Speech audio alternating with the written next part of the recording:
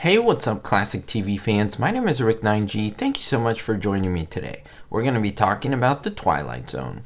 More specifically, about an episode that is very beloved by many people on this channel, and just as Twilight Zone fans in general. So many people talk to me and ask me about this episode. I'm sure you want facts and things, and I got a really cool one for you today. A Stop at Willoughby. Now is it Willoughby? Willoughby? I heard it kind of here and there said different ways throughout the course of the episode. Anyway, you know which one I'm talking about. Now, it originally aired May 6th, 1960. It was written by Rod Serling himself, and it had a pretty good cast: James Daly, Patricia Donahue, and others as well. And I absolutely love the closing of this episode and the narration by Serling. He says, Willoughby?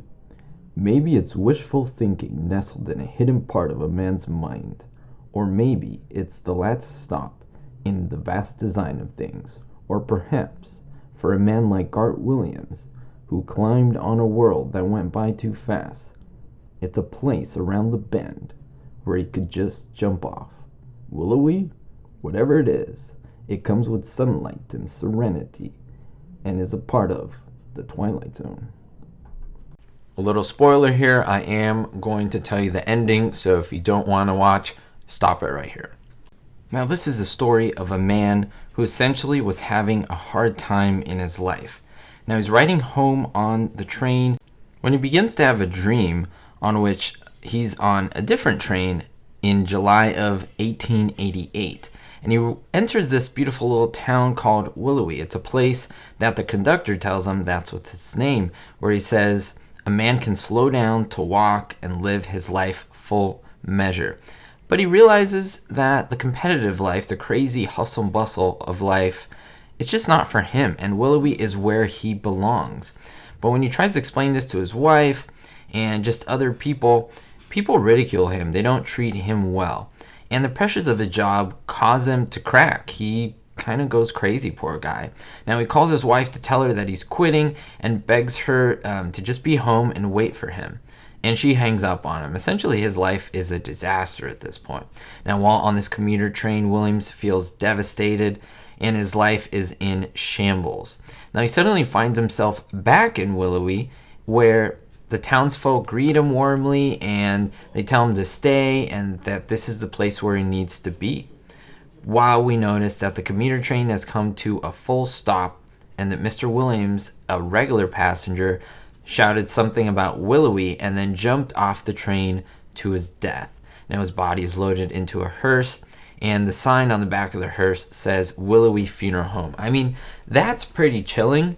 It's kind of a morbid ending, and I'm surprised that many people like it. It's one that to me is pretty creepy, and there is a beauty in the town of Willoughby itself when you just see how peaceful it is. A man who's obviously struggling and having a hard time.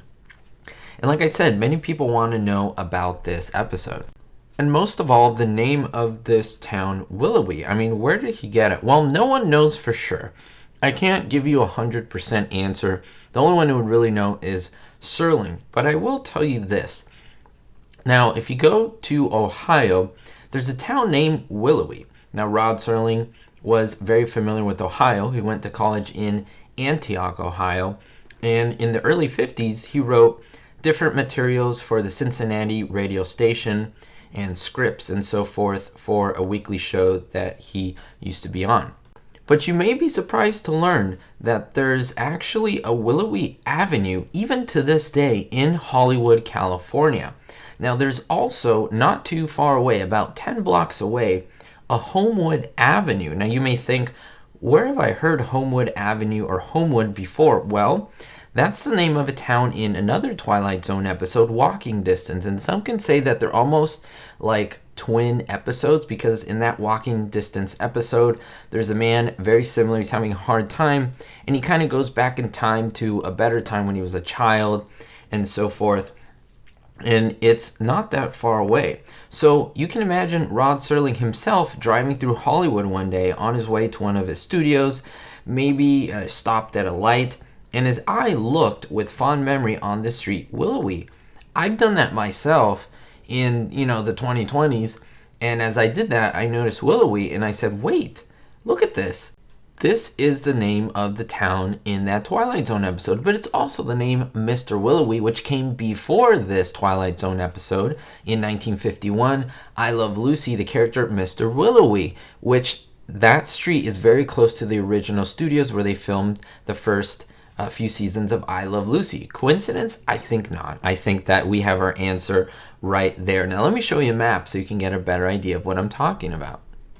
Well, now let's take a look at this. I think this map will illustrate what I'm talking about. Let me point to you, this is in the Hollywood, South Hollywood, or even Hollywood area in the Los Angeles County, California area. Now we see over here, Highland Avenue, the very famous intersection, Highland and Sunset, right over here. But if we look over here, this is what I'm talking about, Homewood Avenue. And then over here, if we look a little bit down over here and we continue on Highland, you will see the street, Willoughby. There we go, Willoughby, Willoughby. Now what's great is that Willoughby's a pretty long street. If you're a fan of I Love Lucy, Mr. Willoughby, I think it comes from this street. Remember, Hollywood and Highland, they would have to pass Willoughby, this street, in order to get to the studios and all the big popular places where all of the movie sets and film sets are. All of this stuff, this is something where Rod Serling would know, and these are both within a few miles of each other. Willoughby, in fact, over here, I don't know, a few blocks, less than 10 blocks away from Homewood Avenue. So there you go, a little bit of proof or a little bit of information, and I would put money on it. This is where Rod Serling gets his ideas from the name of his cities and the names of things in his shows, like Willoughby and Homewood Avenue. So let me know down in the comments below, what do you think of this Twilight Zone episode? I'd love to read your comments. What do you think about this theory? I think it's very strong. I can't put the seal of approval that it's confirmed because I don't know, obviously, from Rod Serling himself. Fortunately, we can't. But I am very convinced that this is the reasoning why. Again, love to know your thoughts down below. Thanks for the support as always, and most importantly, be hopeful. Thank you to everyone who supports me, especially my Diamond tier patrons. Vito L, David D, Sally N, Ricky, Citizen Kane 359, Kevin K, Greg S. Thank you as well to my new Gold tier patrons, Jennifer P and Scott F. To be listed here, check out the links below for my Patreon.